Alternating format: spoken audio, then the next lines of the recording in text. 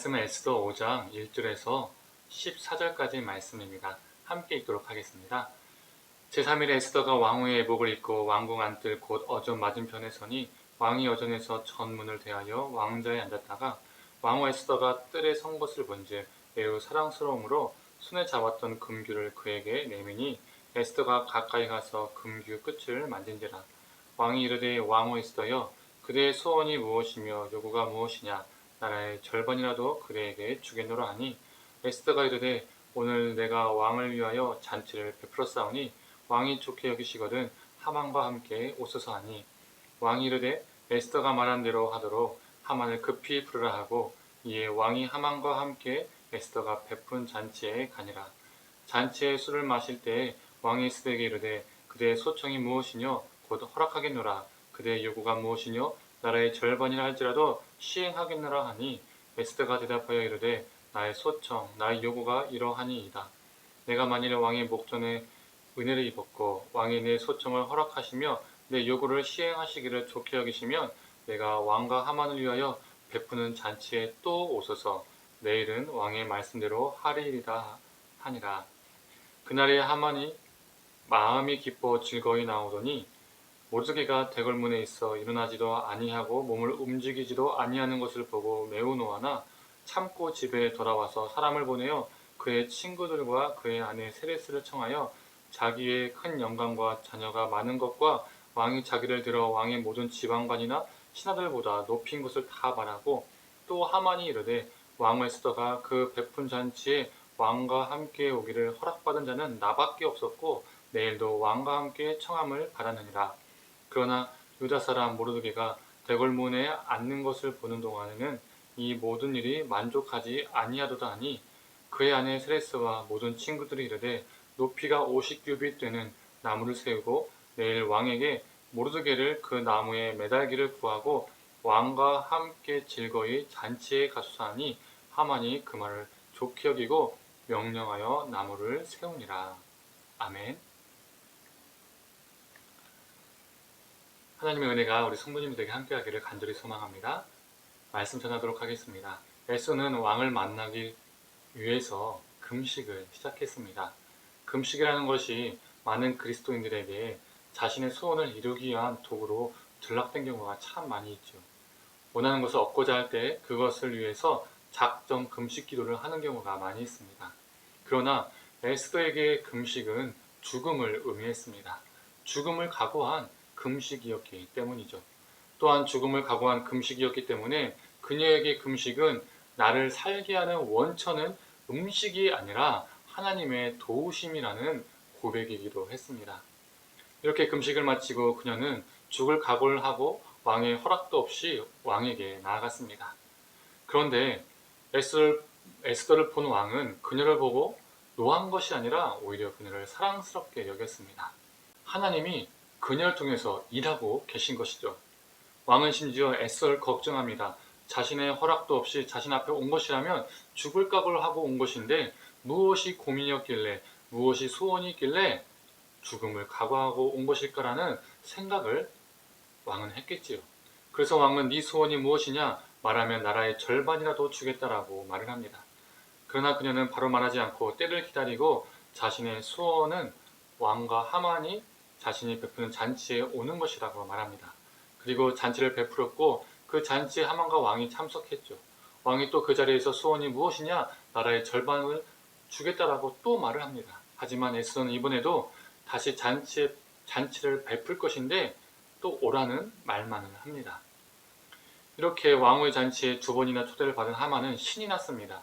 자신만이 그 수많은 대신들 중에서 초대를 받았기 때문이죠.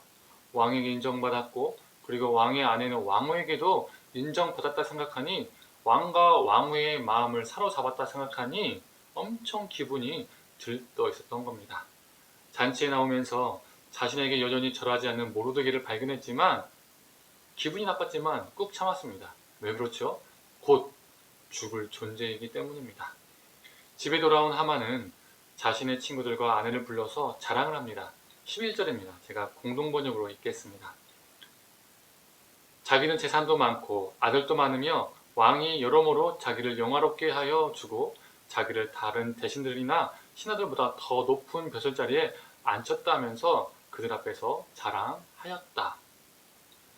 하만은 나르시시즘이 매우 강한 나르시시스트였던 것 같습니다. 하만이 자랑했던 것이 무엇입니까? 물질, 자녀들의 복, 영화, 사회적 유치였습니다. 하만이 자랑했던 물질, 자녀들의 복, 자신의 영화, 자신의 사회적 위치는 시대를 막론하고 어느 시대나 그리고 어느 사회에서나 적용되는 성공의 기준과 성공의 지표이죠. 지금도 마찬가지 아니겠습니까? 그것을 갖기 위해서 사람들은 노력하고 또 그것을 가지면 우쭐하고 교만해집니다.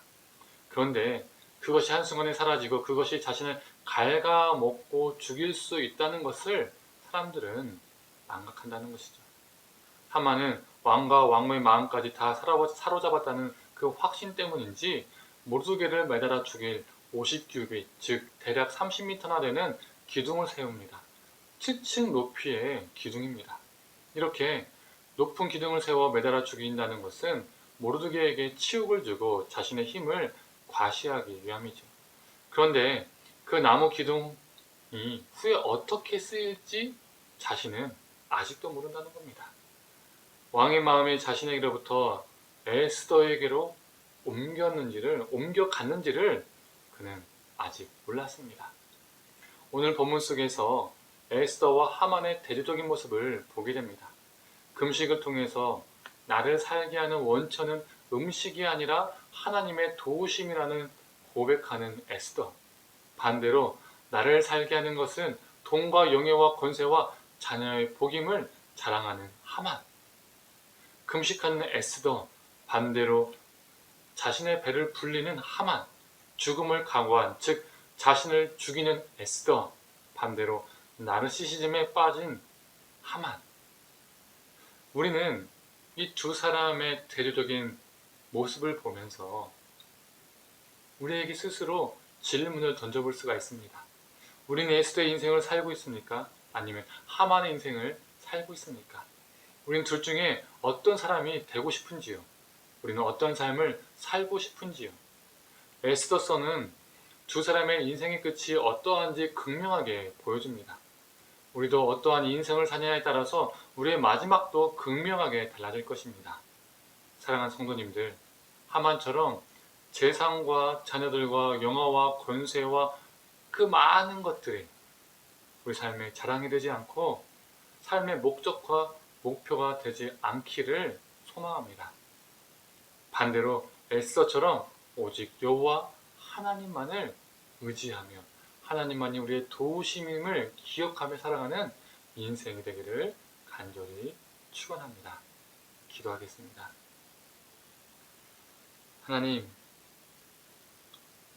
하나님의 도우심을 바라며 금식하는 에스더를 또 보게 됩니다. 또 반대로 자신만이 잔치에 참여하였고 자신만이 왕과 왕후의 이쁨을 받고 있다며 자신의 모든 것들을 자랑하는, 자신의 재산과 자신의 사회적 위치와 자신의 자녀들의 복과 자신의 영화를 자랑하는 나르시시즘에 빠진 하만을 보게 됩니다.